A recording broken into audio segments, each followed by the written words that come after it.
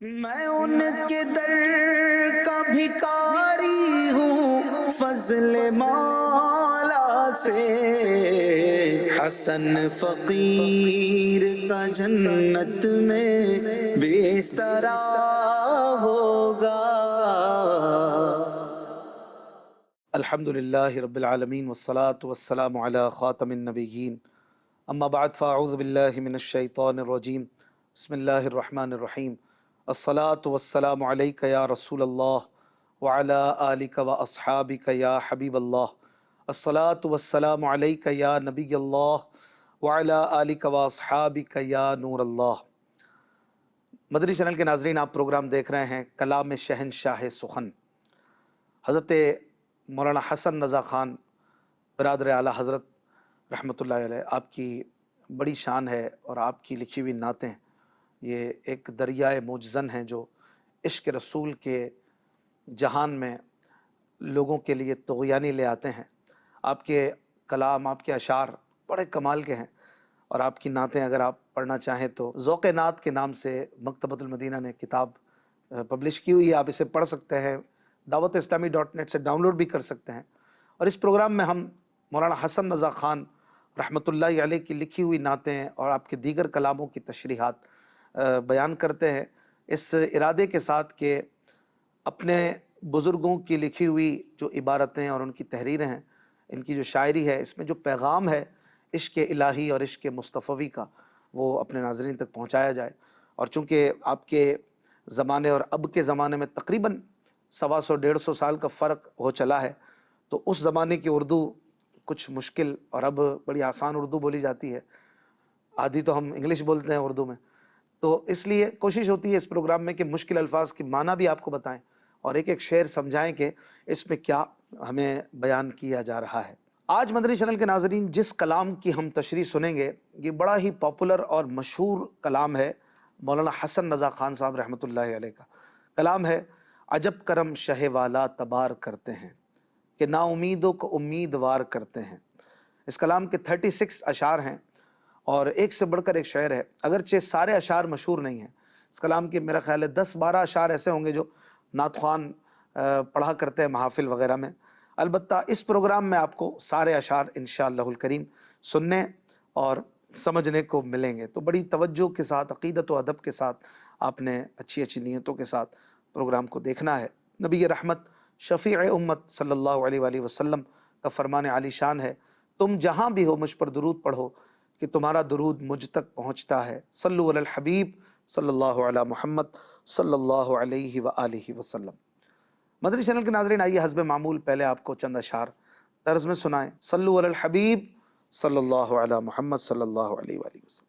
عجب کرم شہ والا تبار کرتے ہیں، عجب کرم شہ والا تبار کرتے ہیں کہ نا امیدوں کو امیدوار کرتے ہیں کہ نا امیدوں کو امیدوار کرتے ہیں۔ جمع کے دل میں صفیں حسرت و تمنا کی، جمع کے دل میں صفیں حسرت و تمنا کی، نگاہ لطف کا ہم انتظار کرتے ہیں، نگاہ لطف کا ہم انتظار کرتے ہیں۔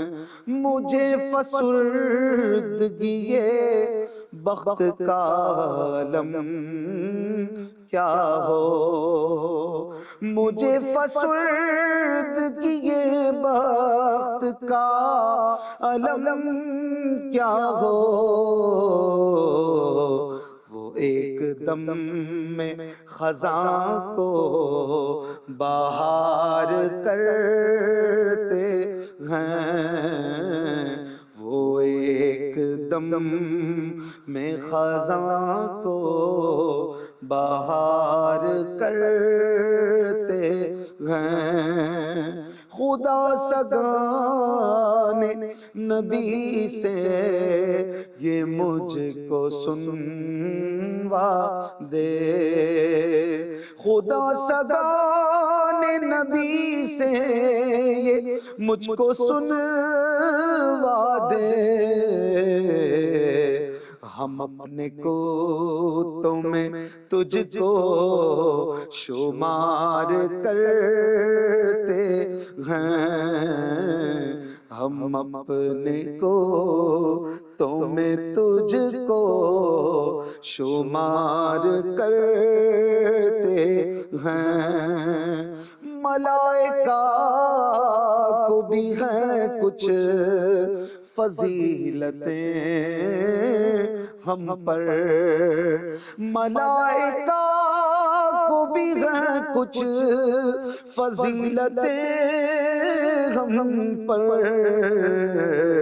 کے پاس رہتے ہیں طواف مزار کرتے ہیں، کے پاس رہتے ہیں طواف مزار کرتے ہیں، جو خوش نصیب یہاں خاک کے در پہ بیٹھتے ہیں، جو خوش نصیب یہاں خاک کے در پہ بیٹھتے ہیں، جلوس مسند شاہی سے عار کرتے ہیں، جلوس مسند شاہی سے عار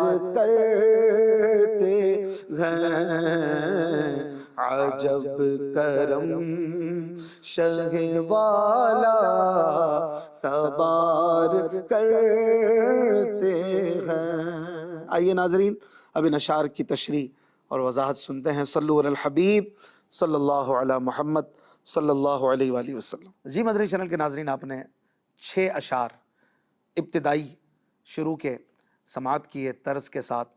کلام ہے عجب کرم شہ والا تبار کرتے ہیں، یہ اس کا مطلب ہی ہے، پہلا شعر ہے اور بڑا خوبصورت شعر ہے۔ عجب کرم شہ والا تبار کرتے ہیں کہ نا امیدوں کو امیدوار کرتے ہیں۔ عجب کرم، عجب یعنی بڑا حیران کن کرم، بڑا ہی زبردست کرم، شہ والا تبار، والا تبار کہتے ہیں بڑے خاندان والے کو، شاہ یعنی آقا، بادشاہ، بڑے خاندان والے، اعلیٰ نسب والے آقا، اعلیٰ نسب والے بادشاہ یعنی حضور علیہ الصلوۃ والسلام بڑا عجب کرم کرتے ہیں، بڑا حیران کن کرم کرتے ہیں۔ وہ کرم کیا ہے کہ نا امیدوں کو امیدوار کرتے ہیں، جو بالکل مایوس ہو چکے ہو نا، جنہیں کوئی نہ پوچھتا ہو، جنہیں بالکل سب نے چھوڑ دیا ہو، ان نا امیدوں کو بھی اگر کسی سے امید ہوتی ہے تو وہ حضور صلی اللہ علیہ وآلہ وسلم کی ذات ہے۔ اور یہ وہ آقا ہیں کہ نا امید بھی ان سے نا امید نہیں ہوتے، انہیں بھی پتہ ہے کہ یہ چھوڑنے والے آقا نہیں ہیں۔ اعلیٰ حضرت امام احمد رضا خان رحمۃ اللہ علیہ کہتے ہیں نا کہ آسیو تھام لو دامن ان کا، وہ نہیں ہاتھ جھٹکنے والے۔ ماں باپ بھی چھوڑ دینا، دنیا بھی چھوڑ دیں، جگری دوست بھی چھوڑ دے، لیکن آقا چھوڑتے نہیں ہیں۔ آقا اپنے غلاموں پہ بڑی محبت کرنے والے ہیں اور اپنے دامن کرم میں جگہ دینے والے ہیں، تو یہ ان کی عنایتیں ہیں۔ کسی نے کیا خوب کہا کہ لگاتے ہو اس کو بھی سینے سے آقا جو ہوتا نہیں منہ لگانے کے قابل۔ تو جو بالکل گرا پڑا ہے نا، اس پر بھی حضور کا کرم ہے اور اسے بھی امید ہے تو ان کے در سے ہے۔ مفتی اعظم ہند رحمۃ اللہ علیہ کا شعر ہے نا، ہمیں امید ہے روز قیامت ان کی رحمت سے کہ فرمائیں ادھر آؤ نہ مایوس از جنا تم ہو۔ تو یہ امید کی بات ہے، امید جگانا یہ بڑی بات ہوتی ہے۔ کسی نا امید کو اگر کسی سے امید ہو، آخری امید کسی کی ہو، اور وہ حضور علیہ الصلوۃ والسلام کی ذات ہو، تو پھر حضور کی ذات کتنی اعلیٰ اور کتنا کمال کا کرم کرنے والی ہوگی، سوچئے۔ اگلے شعر میں کہتے ہیں، جماں کے دل میں صفیں حسرت و تمنا کی، جماں کے دل میں صفیں حسرت و تمنا کی، نگاہ لطف کا ہم انتظار کرتے ہیں۔ یہ بڑا خوبصورت شعر ہے، اور اس میں نماز سے ایک استعارہ ہے، جیسے نماز کے لیے نمازی صفیں بنا کر انتظار کرتے ہیں، ایسے ہی عاشق اپنے دل میں حسرت و تمنا کی صفیں جمائے، جمانا یعنی بنانا، صفیں بنا کر حسرت و تمنا کی عاشق نگاہ لطف کا انتظار کرتے ہیں۔ نگاہ لطف یعنی کرم کی نظر کا انتظار کرتے ہیں کہ کب محبوب کا کرم ہوتا ہے، اور یہ صفیں بنائے منتظر ہیں کہ کب آقا کرم فرماتے ہیں۔ اگلے شعر میں کہتے ہیں، مجھے فسردگی بخت کا علم کیا ہو، مجھے فسردگی بخت کا علم کیا ہو، وہ ایک دم میں خزاں کو بہار کرتے ہیں۔ فسردگی یعنی برائی یا خرابی، فسردہ، افسردہ سے یہ نکلا ہے، افسردہ فسردہ۔ اور فارسی کا یہ قاعدہ ہے کہ کسی بھی ایسے لفظ کے جس کے آخر میں ہا آتا ہو، اس کے بعد اگر یائے نسبتی لگا دی جائے تو ہا خود ہی گاف میں تبدیل ہو جاتی ہے، جیسے شرمندہ، شرمندگی، زندہ، زندگی، بندہ، بندگی، ایسے ہی افسردہ، افسردگی۔ ضرورت شعری کے لیے افسردہ کا الف ہٹا دیا، اور یہاں پر ہے فسردگی۔ مراد وہی ہے کہ میری جو بخت کی، میری قسمت کی جو خرابی ہے، اس کا مجھے غم کیا ہو، کیونکہ میرے آقا میرے ساتھ ہیں، وہ ایک دم میں خزاں کو بہار کرتے ہیں۔ اگلے شعر میں کہتے ہیں، خدا سگان نبی سے یہ مجھ کو سنوا دے، خدا سگان نبی سے یہ مجھ کو سنوا دے، ہم اپنے کتوں میں تجھ کو شمار کرتے ہیں۔ سبحان اللہ، بڑا پیارا شعر کہ اے کاش جو نبی کے در کے غلام ہیں، سگ یہاں غلام کے معنی میں لے لیا جائے تو زیادہ آسانی ہو جائے گی سمجھنے کے لیے۔ جو ادنا نبی کے گدا ہے نا، ادنا نبی کے غلام ہیں، جو سگان نبی ہیں، بس ان سے مجھے اتنا اللہ پاک سنوا دے کہ وہ مجھے اپنے ادنا غلاموں میں شامل کر لے، وہ مجھے اپنے ادنا کتوں میں شامل کر لیں۔ کتے یہاں بمانا غلامی ہے، اور کسی کا ہو جانا ہے، کسی کا خدمت گزار بن جانا ہے، کسی کا وفادار بن جانا ہے۔ تو کہہ رہے ہیں کہ میں نبی کے غلاموں کا وفادار غلام بن جاؤں، اور وہ مجھے کہہ دیں کہ آ جا تو ہمارا غلام ہے، بس یہ مجھے سنوا دے میرا رب، تو میرا بیڑا پار ہو جائے۔ اگلے شعر میں کہتے ہیں، ملائکہ کو بھی ہیں کچھ فضیلتیں ہم پر، ملائکہ کو بھی ہیں کچھ فضیلتیں ہم پر، کہ پاس رہتے ہیں تحفے مزار کرتے ہیں۔ ملائکہ جو ہیں یہ اللہ تعالیٰ کی مخلوق ہیں، نوری مخلوق ہیں، اور جو نیک مومنین ہیں، نیک ایمان والے، انہیں عام فرشتوں پر فضیلت حاصل ہے، وہ ان سے اشرف ہیں۔ لیکن یہ کہہ رہے ہیں کہ جو وہ فرشتے ہیں جو حضور علیہ الصلوۃ والسلام کے در اقدس پر حاضر رہتے ہیں، جو دربانی کرتے ہیں، جو نبی کریم صلی اللہ علیہ وسلم کے مزار شریف پہ رہتے ہیں، ان کی فضیلت کی کیا بات ہے؟ تو وہ تو ہم سے فضیلت رکھتے ہیں، یعنی بلندی رکھتے ہیں، اور ان کی بلندی اور فضیلت کیا ہے کہ وہ نبی کے پاس رہتے ہیں، نبی صلی اللہ علیہ وآلہ وسلم کے قریب رہتے ہیں، اور تحفے مزار کرتے ہیں، یعنی مزار کے گرد چکر لگاتے رہتے ہیں، کبھی کوئی خدمت، کبھی کوئی کام جو ان کی ذمہ داری ہوتی ہے، تو اس بہانے ان کے چکر لگتے رہتے ہیں محبوب کے گرد، اور یہ ان کی فضیلتوں میں اضافہ ہوتا رہتا ہے۔ اگلے شعر میں کہتے ہیں، جو خوش نصیب یہاں خاک کے در پہ بیٹھتے ہیں، جو خوش نصیب یہاں خاک کے در پہ بیٹھتے ہیں، جلوس مسند شاہی سے عار کرتے ہیں۔ جو خوش نصیب یہاں نبی کریم صلی اللہ علیہ وسلم کے در کی خاک پہ بیٹھتے ہیں نا، پھر وہ شاہی مسند پہ بیٹھنے سے عار کرتے ہیں، یعنی تخت شاہی پہ بیٹھنے کو بھی پسند نہیں کرتے۔ عار کرنا یعنی ناپسند کرنا۔ تو تخت شاہی پہ کہتے ہیں ہمیں نہیں بیٹھنا، ہم تو مدینے کی گلی میں بیٹھنا پسند کرتے۔ خسروی اچھی لگی نہ سروری اچھی لگی، ہم فقیروں کو مدینے کی گلی اچھی لگی۔ تو اسی مضمون کا یہ شعر ہے۔ آئیے مزید آپ کو کچھ اشعار طرز میں سنائیں، پھر انشاءاللہ ان کی وضاحت سنیں گے۔ صلو علی الحبیب صلی اللہ علی محمد صلی اللہ علیہ وآلہ وسلم۔ عجب کرم شہ والا تبار کرتے ہیں، کہ نا امیدوں کو کو امید وار کرتے ہیں، ہمارے دل کی لگی بھی وہی بجھا دیں گے، ہمارے دل کی لگی بھی وہی بجھا دیں گے، جو دم میں آگ کو باغ بہار کرتے ہیں، جو دم میں آگ کو باغ بہار کرتے ہیں، اشارہ کر دو تو بادے خلاف کے جھونکے، اشارہ کر دو تو بادے خلاف کے جھونکے، ابھی ہمارے سفینے کو پار کرتے ہیں، ابھی ہمارے سفینے کو پار کرتے ہیں،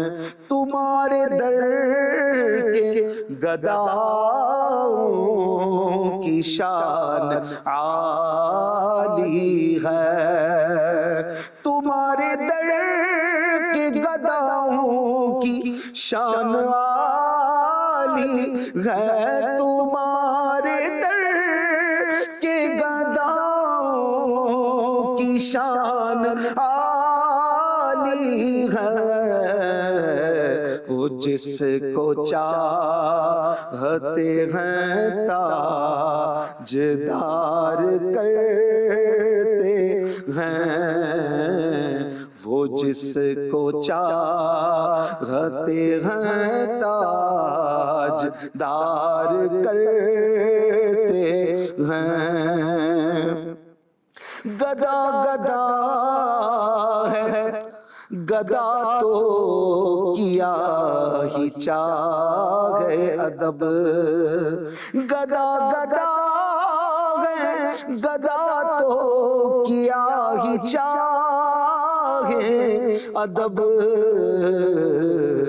بڑے بڑے تیرے در کا وقار کرتے ہیں، بڑے بڑے تیرے در کا وقار کرتے ہیں، تمام خلق کو منظور ہے رضا جن کی، تمام خلق کو منظور ہے رضا جن کی، رضا حضور کی وہ اختیار کرتے ہیں، رضا حضور کی وہ اختیار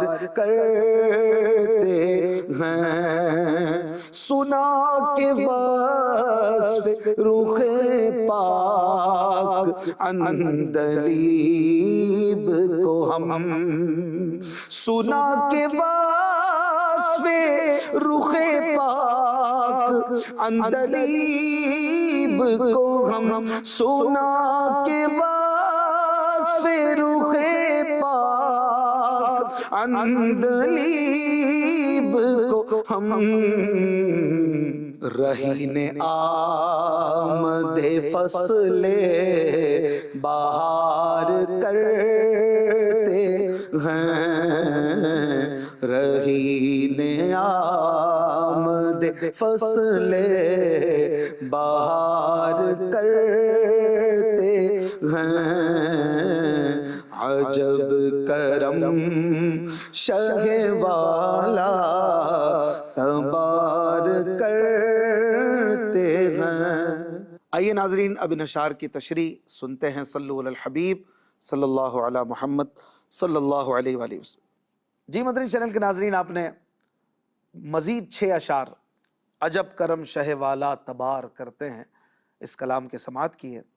کہتے ہیں اگلے شعر میں، ہمارے دل کی لگی بھی وہی بجھا دیں گے، ہمارے دل کی لگی بھی وہی بجھا دیں گے جو دم میں آگ کو باغ و بہار کرتے ہیں۔ دل کی لگی یعنی دل میں لگی ہوئی آگ، ایک بے چینی ہے، بے قراری ہے، بے سکونی ہے۔ اس بے سکونی اور بے قراری کی آگ کو ہمارے آقا صلی اللہ علیہ وآلہ وسلم بجھا دیں گے۔ ہمیں امید ہے ان کی ذات کرم نواز سے کہ وہ ہمارے دل کی آگ کو بجھائیں گے۔ کیوں؟ یہ تو وہ آقا ہیں جو دم میں یعنی بڑی آسانی کے ساتھ، بہت ایزیلی، کوئی بڑی بات نہیں ہوتی ان کے لیے، آگ کو باغ و بہار کرتے ہیں، آگ کو باغ بنا دیتے ہیں۔ میرے آقا کی یہ طاقتیں ہیں، تو جو آگ کو باغ بنا سکتے ہیں آقا، وہ میرے دل کی آگ کو کیوں باغ نہیں بنائیں گے؟ کرم کریں گے تو بیڑا پار ہو جائے گا انشاءاللہ۔ اگلے شعر میں کہتے ہیں، اشارہ کر دو تو باد خلاف کے جھونکے، اشارہ کر دو تو باد خلاف کے جھونکے ابھی ہمارے سفینے کو پار کرتے ہیں۔ اشارہ کرنا یعنی کوئی بڑی بات نہیں کرنا، کوئی بڑی پھرتی نہیں دکھانا۔ کوئی آدمی بیٹھا ہے، ایزیلی بیٹھا ہے، بس اشارہ کر دیا، تو اس کے لیے تو کوئی بڑا کام نہیں ہے۔ کہہ رہے یا رسول اللہ، آپ کی وہ بات ہے کہ آپ اگر صرف اشارہ بھی کر دو نا تو کیا ہو؟ باد خلاف کے جھونکے۔ باد خلاف یعنی مخالف ہوا، مخالف سمت سے چلنے والی ہوا۔ جب کشتی چلتی ہے، جہاز چلتا ہے، تو وہ سمندر میں ہوا کے طرف جو ہے وہ چلتا ہے، لیکن بعض اوقات ہوا مخالف بھی ہو جاتی ہے، لیکن جانا اس کے اگینسٹ ہوتا ہے۔ ونڈ کے اگینسٹ جب جانا ہوتا ہے تو پھر کشتی ہچکولے کھاتی ہے، کبھی ادھر کبھی ادھر، اور بعض اوقات طوفان میں بڑے مسائل کا شکار ہو جاتی ہے، کبھی ڈوب جاتی ہے۔ تو ہماری زندگی بھی جس طرف چل رہی ہے، باد مخالف گویا ہم میں آئی ہوئی ہے، ہماری زندگی کی کشتی بھی ہچکولے کھا رہی ہے، ہم بھی پریشانی کے طوفان میں ہیں۔ لیکن یا رسول اللہ، اگر آپ اشارہ کر دو تو یہ جو مخالف ہوا ہے، یہ جو باد خلاف ہے، اس کے جھونکے آپ کے حکم پانے پر، آپ کے اشارہ دینے پر ہمارے سفینے کو پار کروانے والے بن جائیں، ہماری کشتی کو، سفینہ یعنی کشتی، ہماری زندگی کی کشتی کو یہ پار لگا دے۔ اعلیٰ حضرت امام احمد رضا خان رحمۃ اللہ علیہ کہتے ہیں نا کہ ایک میں کیا میرے عصیاں کی حقیقت کتنی، مجھ سے 100 لاکھ کو کافی ہے اشارہ تیرا۔ اشارہ ذرا کر دیں تو ہم جیسے 100 لاکھ یعنی 1 کروڑ، تو مراد یہ کہ بے حساب کو آپ اپنے اشارے سے بگڑی بنا سکتے ہیں۔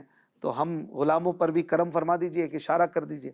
اگلے شعر میں کہتے ہیں، تمہارے در کے گداؤں کی شان عالی ہے، تمہارے در کے گداؤں کی شان عالی ہے، وہ جس کو چاہتے ہیں تاجدار کرتے ہیں۔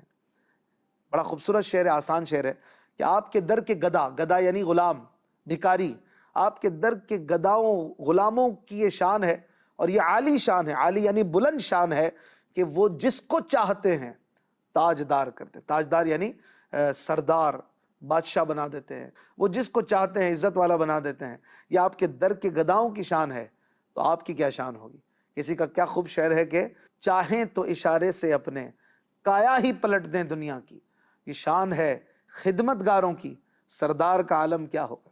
اگلے شعر میں کہتے ہیں مولانا حسن رضا خان صاحب، گدا گدا ہے گدا تو کیا ہی چاہے ادب، گدا گدا ہے گدا تو کیا ہی چاہے ادب، بڑے بڑے تیرے در کا وقار کرتے ہیں۔ سبحان اللہ۔ کہہ رہے ہیں کہ گدا یعنی غلام تو غلام ہے، غلام تو آقا کا ادب ہی کرے گا، گدا تو کیا ہی چاہے ادب یعنی ادب ہی کرے، غلام تو ادب ہی کرے گا، اور کیا کرے گا؟ غلام نے تو اور کچھ نہیں کرنا۔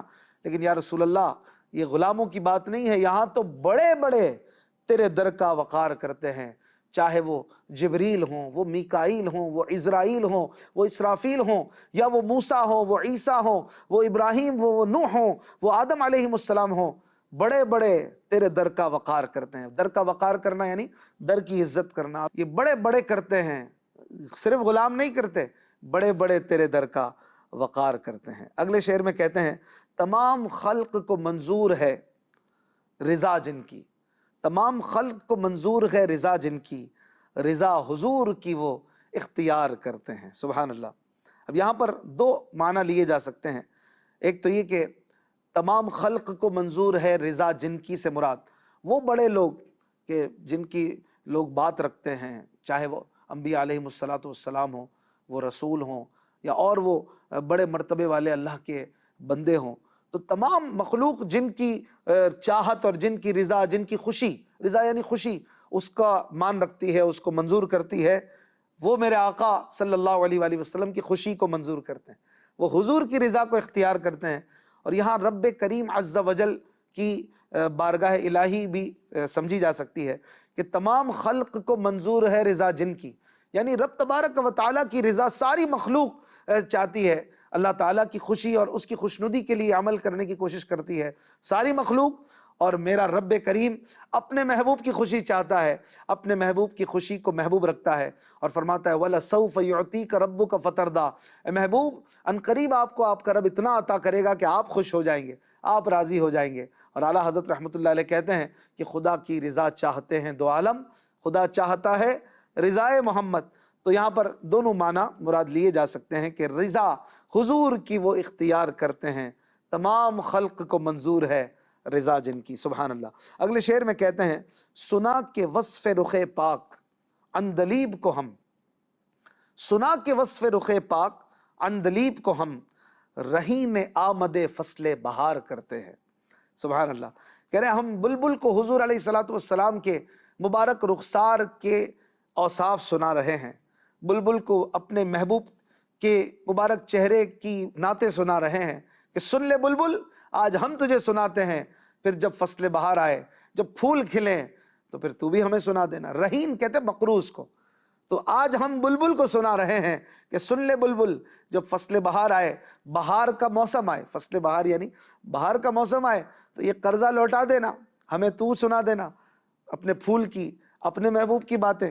تو یہ بڑا خوبصورت ایک منظر ہے کہ نارملی کسان جو ہے نا، وہ جب فصل وغیرہ نہیں اگی ہوتی تھی تو پہلے ادھار لے لیتے تھے، کچھ سامان لے لیتے کہ فصل اگے گی تو لوٹا دیں گے، فصل بنے گی بکے گی تو پیسے تمہیں دے دیں گے، تو یہ رہین ہو جاتے تھے، مقروض ہو جاتے تھے۔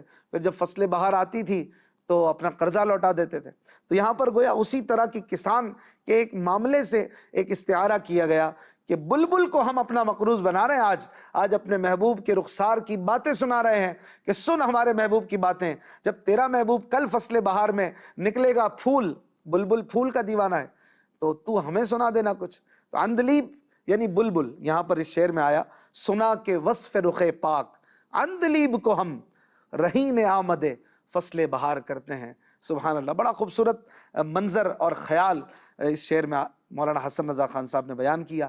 زندگی رہی تو اگلے پروگرام میں ملیں گے، مزید اس کلام کے 24 اشعار ابھی باقی ہیں، انشاءاللہ ان کی تشریح اگلے پروگراموں میں سنیں گے۔ صلو علی الحبیب صلی اللہ علی محمد صلی اللہ علیہ وسلم۔ آسیوں کو در تمہارا مل گیا، بے ٹھکانوں کو ٹھکانہ مل